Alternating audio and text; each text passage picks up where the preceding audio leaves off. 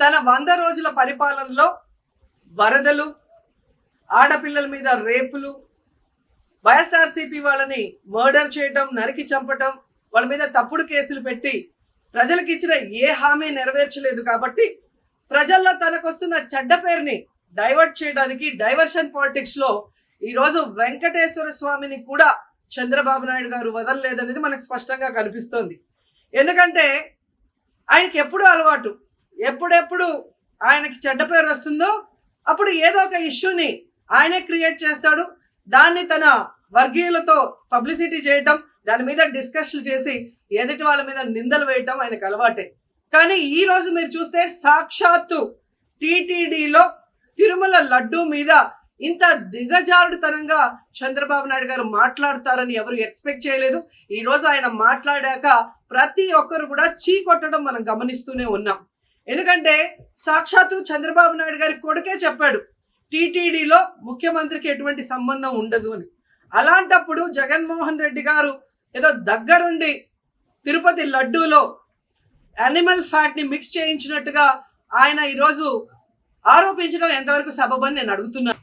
ఒక్కసారి మీరు గమనించండి, చంద్రబాబు నాయుడు గారు ముఖ్యమంత్రి అయిన తర్వాత జూన్ 21వ తేదీ ఈవోగా శ్యామలరావు గారు మరి అక్కడికి రావడం జరిగింది. నెయ్యి వాసన చూస్తూ లడ్డూలో స్వచ్ఛమైన నెయ్యిని మేము వినియోగిస్తున్నామని ఆయన చెప్పడం కూడా మీరు అందరూ గమనించుంటారు. జూలై 6వ తేదీ 12వ తేదీ 2 సార్లు ట్యాంకర్లది టెస్ట్ చేయడం జరిగింది. అందులో వెజిటబుల్ ఫ్యాట్ మిక్స్ అయింది కాబట్టి దాన్ని రిజెక్ట్ చేశాము, దాన్ని వాడలేదు అని శ్యామలరావు గారు చెప్పడం మనం అందరం కూడా గమనించాం.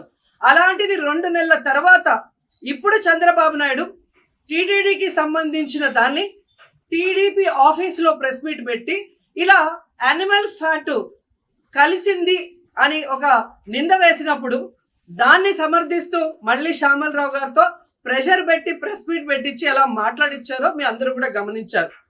సాక్షాత్తు నారా లోకేష్ గారే చెప్పారు టీటీడీతో ముఖ్యమంత్రికి సంబంధం లేదు అని. అలాంటప్పుడు జగన్ గారి మీద ఎలా నిందలేస్తారని నేను అడుగుతున్నా. ఈరోజు మీ ప్రభుత్వంలో మీ ఈవో ఉండగా మీరు టెస్టింగ్ చేసిన మిల్క్ లో వెజిటబుల్ ఫ్యాటా ఇంకో ఫ్యాటా అంటే దానికి బాధ్యత ఎవరు?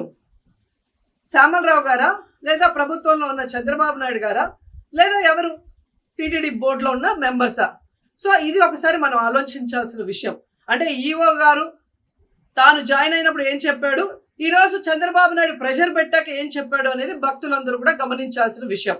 రెండవది మీరు చూస్తే చంద్రబాబు నాయుడు డైవర్షన్ పాలిటిక్స్ ఎప్పుడూ చేస్తుంటారు. అలాగే ఈరోజు ఆ తిరుమల కొండ మీదకి జగనన్న అధికారంలో ఉన్నప్పుడు మోడీ గారు వచ్చారు, అమిత్ షా గారు వచ్చారు, ఎక్స్ సీజే రమణ గారు వచ్చారు, ప్రెసెంట్ సీజే గారు వచ్చారు.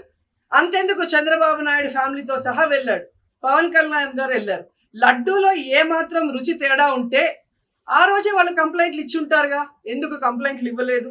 ఇప్పుడు ఆ 5 సంవత్సరాల్లో ఏదో జరిగిందని నింద వేయటానికి ఈరోజు టీటీడీని ఎంచుకొని తిరుమల తిరుపతి దేవస్థాన ప్రతిష్టను దిగజార్చడం ఎంతవరకు కరెక్ట్ అని భక్తులందరూ కూడా ఒకసారి ఆలోచించాల్సిన అవసరం ఉంది. అండ్ మూడవది, ఈరోజు ఎవరైతే బీజేపీ నాయకులు కూడా మాట్లాడుతున్నారో వాళ్ళని నేను అడుగుతున్నా, ఇదే టీటీడీ బోర్డులో మెంబర్లుగా బీజేపీకి సంబంధించిన వాళ్ళు ఉన్నారు.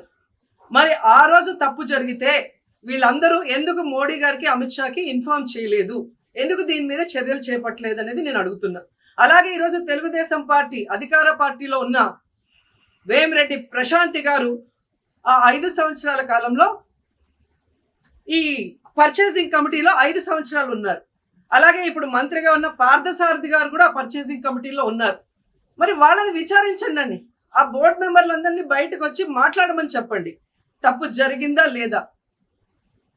ఈరోజు ఇంతమంది గొప్ప గొప్ప వాళ్ళు తిరుమలకు పోయి లడ్డు తిన్నా జరగని తప్పు వాళ్ళ పర్చేస్ కమిటీలో ఉన్న వాళ్ళు జనసేన పార్టీ తెలుగుదేశం పార్టీలో చేరిన వాళ్ళని మాట్లాడకుండా కేవలం జగన్ గారిని టార్గెట్ చేసి మాట్లాడటం చూస్తే రాజకీయ లబ్ధి కోసం తిరుమల పవిత్రను భ్రష్టు పట్టిస్తూ ఈరోజు చంద్రబాబు నాయుడు చేస్తున్న నీచ నికృష్ట రాజకీయాలు అందరూ కూడా గమనించి ఆ చంద్రబాబు నాయుడికి బుద్ధి చెప్పమని కోరుకుంటున్నా. ఇక ఫైనల్ గా తనని ఎవరు నమ్మరు అనుకున్నప్పుడు పవన్ కళ్యాణ్ గారిని ఫ్రేమ్ లోకి తీసుకురావడం చూస్తున్నాం. ఇది కూడా మనం అందరూ కూడా గమనించాలి. ఎందుకంటే ప్రాయశ్చిత్త దీక్ష చేస్తున్నానని పవన్ కళ్యాణ్ అంటున్నారు. ప్రాయశ్చిత్త దీక్ష ఎవరు చేస్తారు? తప్పు చేసిన వాళ్ళు చేస్తారు. అంటే చంద్రబాబు నాయుడు తప్పు చేశాడు, ఇది అబద్ధం, ఈ లడ్డూలో కల్తీ జరగలేదు, ఇది నాకెక్కడొచ్చి ఆ పాపం చుట్టుకుంటుందన్న భయంతో పవన్ కళ్యాణ్ ప్రాయశ్చిత్త దీక్ష చేస్తున్నారు అనేది ఈరోజు మాకు అందరికీ అర్థమవుతున్న విషయం. ఎందుకంటే ఈ రాష్ట్రంలో తిరుమల కొండ మీద 1000 కాళ్ళ మండపాన్ని కొట్టేసింది చంద్రబాబు నాయుడు. దుర్గా గుడిలో క్షుద్ర పూజలు చేయించింది చంద్రబాబు నాయుడు. విజయవాడలో 25కు పైగా పవిత్రమైన దేవాలయాల్ని కూర్చింది చంద్రబాబు నాయుడు. పూజల్లో బూట్లు వేసుకొని పూజలు చేస్తూ అన్ని తొక్కేసింది చంద్రబాబు నాయుడు గారు. ఇలాంటి చంద్రబాబు నాయుడు కోసం ఎన్ని ప్రాయశ్చిత్త దీక్షలు చేసినా ఆయనైతే దేవుడు క్షమించడు, అలాగే హిందువులు కూడా చంద్రబాబు నాయుడిని క్షమించరు. ఆ పాపం నుంచి తప్పించుకోవడానికి పవన్ కళ్యాణ్ చేస్తున్న ఈ 11 రోజుల ప్రాయశ్చిత్త దీక్ష పవన్ కళ్యాణ్కి మాత్రమే పనికొస్తుంది. కాబట్టి ఇకనైనా తిరుమల తిరుపతి దేవస్థానాన్ని అడ్డం పెట్టుకొని జగనన్న మీద దుమ్మెత్తి పోసే కార్యక్రమాల్లో ప్రతిష్టగా దిగజారిస్తే తిరుపతి అమ్మాయిగా నేను ఊరుకునేది లేదని కూడా ఈ సందర్భంగా తెలియజేసుకుంటున్నాను.